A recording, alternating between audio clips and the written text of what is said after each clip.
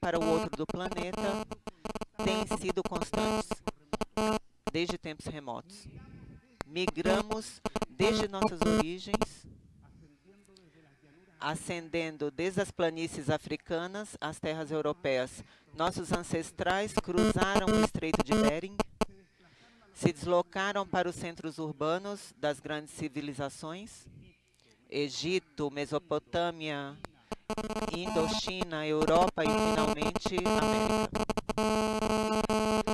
Atualmente, diversas razões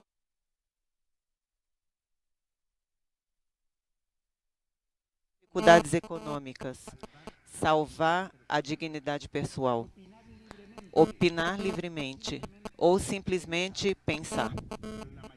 Mas a maioria dos casos não se trata de uma opção livre. Por trás disso, situações dramáticas. Se foge da guerra, do genocídio, perseguições religiosas e de gênero, ou das chamadas limpezas étnicas. Los desplazamientos humanos demoraban décadas, centurias y hasta milenios. Hoy, en pocas horas, masas enormes de seres humanos se desplazan deslocam de um ponto a outro do planeta. As barreiras hoje em dia são políticas e os estados, por um lado, atraem imigrantes para explorá-los e, por outro lado, erguem muros físicos ilegais para controlar sua entrada.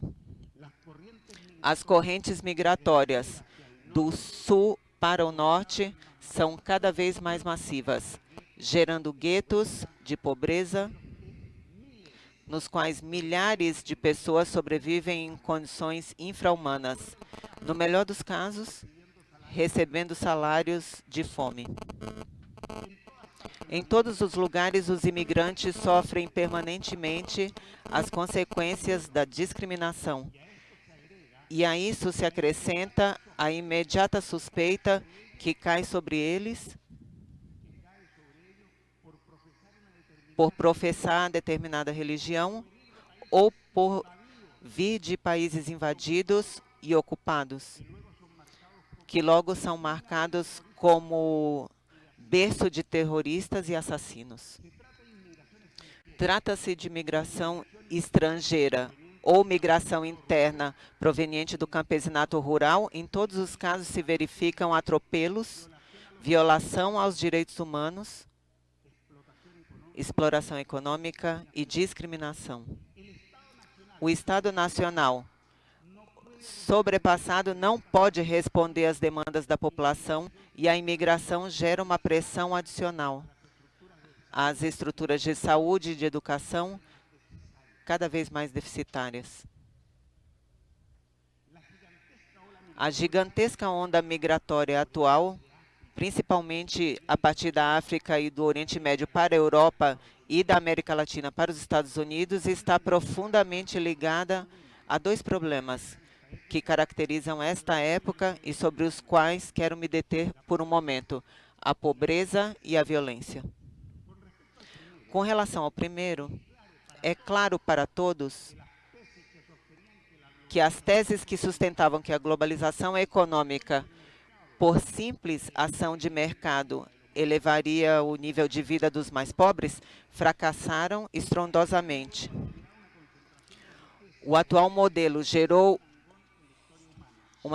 uma concentração de riqueza e poder sem parâmetro antes na história. Isso é responsável pela violência e pela perda de liberdade crescente que todos experimentamos. Quanto à violência, não é possível ocultar, por mais que tentem, que os países da chamada economia livre forjaram sua riqueza, promovendo guerras de expansão, colonizando e neocolonizando, dividindo nações e regiões, arrecadando com base na discriminação e na violência e absorvendo mão de obra barata, à custa de impor meios de intercâmbio desfavoráveis para as economias mais frágeis. E isso continua até hoje com o chamado Tratado de Livre Comércio, que vão afetando as economias mais frágeis a favor das corporações. Esses mesmos tratados são os que transgridem intencionalmente as supostas leis de livre mercado mediante o protecionismo, os dirigismos encobertos e o endividamento exacerbado de pessoas, empresas e governos. E, claro, com os juros da banca internacional.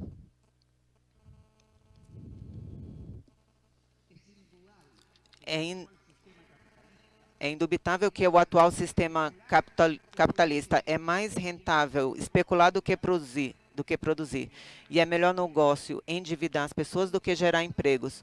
O problema não é se um país se endividou demasiado e deva fazer um ajuste sacrificando as pessoas.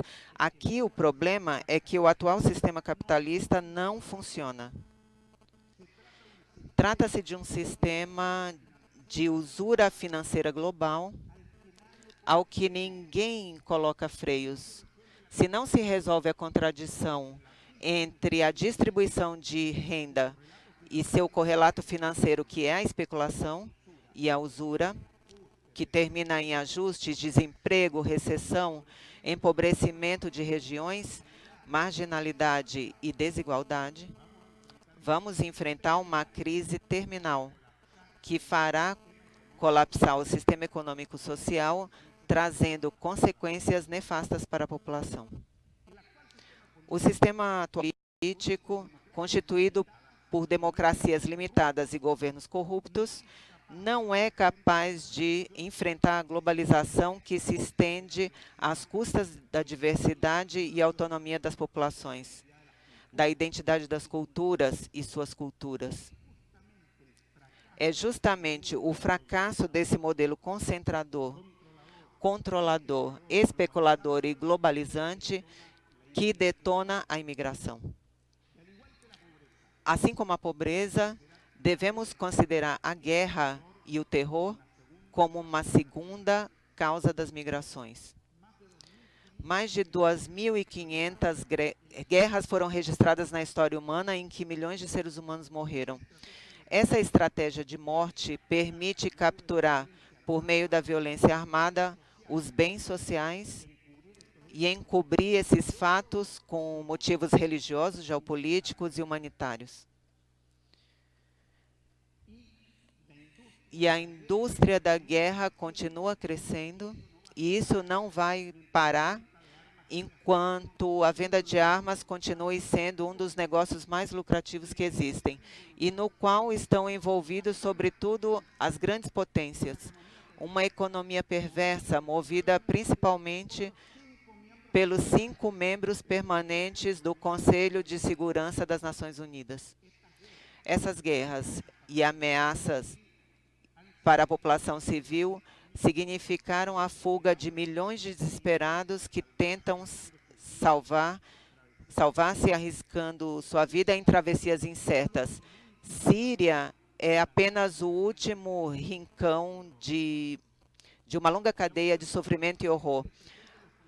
Apesar de que os meios ocidentais apresentem os conflitos como religiosos, tribais ou próprios de gente oprimida lutando pela democracia, e justifiquem a intervenção dos países da OTAN em defesa dos direitos humanos ou em defesa da democracia, o certo é que esses países só intervêm quando seu próprio acesso aos recursos estratégicos se veem ameaçados. Num primeiro momento, levam alguns medicamentos e alimentos e logo jogam balas contra as populações, favorecendo as facções que se subordinam a eles. Nisso temos que ser cuidadosos, porque mesmo quando se intervém em países justificando tal ação com razões humanitárias, a realidade está muito distante desse humanitarismo que se proclama.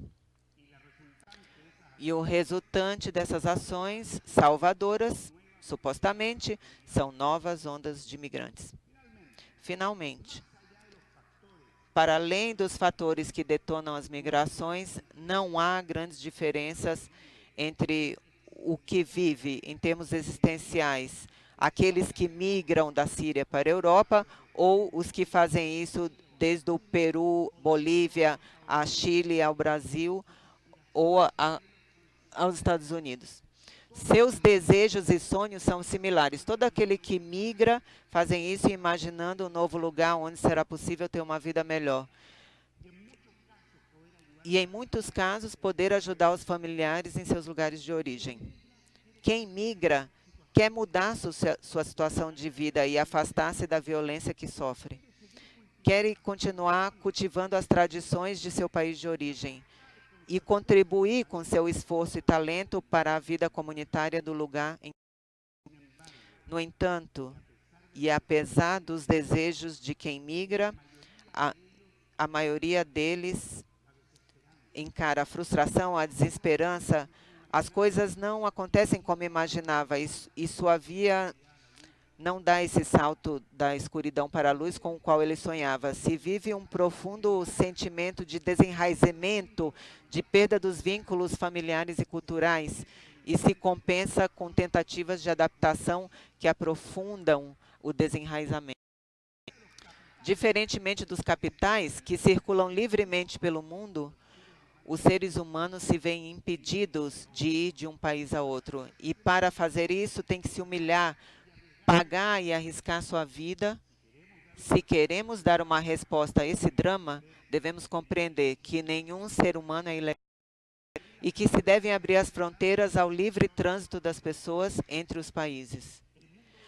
O mundo do controle, do impedimento da liberdade humana, da violência e da desumanização deve ser ultrapassado. Não é absurdo pensar num futuro próximo em que esse invento moderno chamado Estado Nacional seja superado por uma nova forma organizativa que responda a uma sociedade nova, inclusiva, que localize o ser humano como o valor central. Essa nova forma deverá acolher a diversidade de línguas, culturas e etnias e ser capaz de convergir em direção a uma nação humana universal.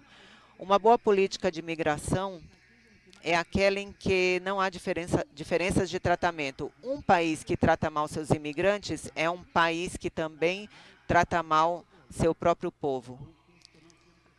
Apesar de que isso nem sempre se compreenda. Observem.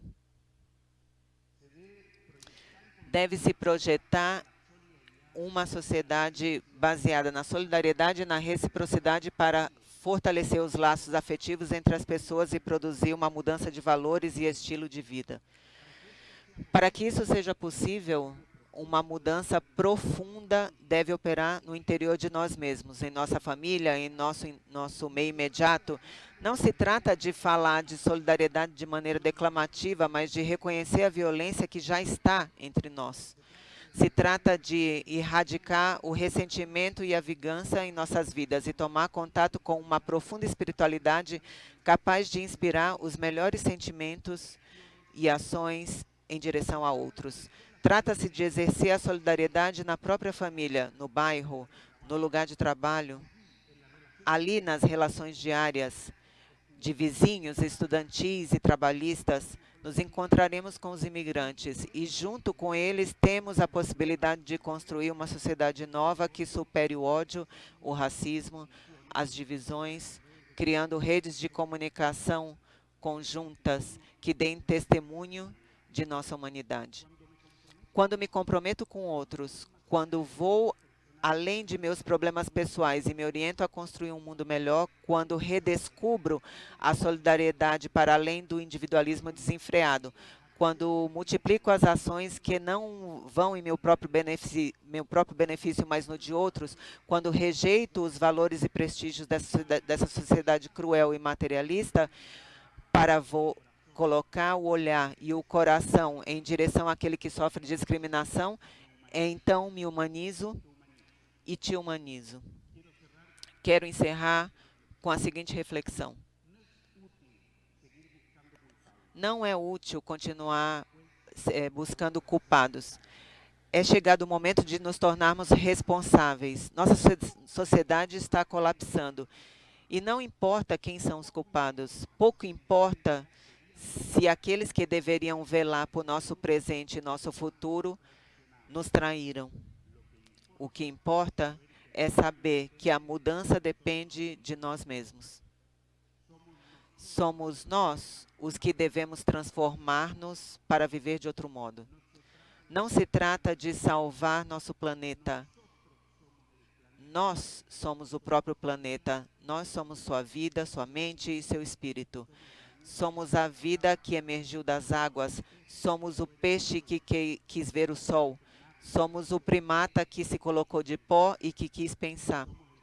Somos o primeiro homem que venceu o temor e a primeira mulher que se aproximou do fogo até dominá-lo. Somos a evolução e somos a história.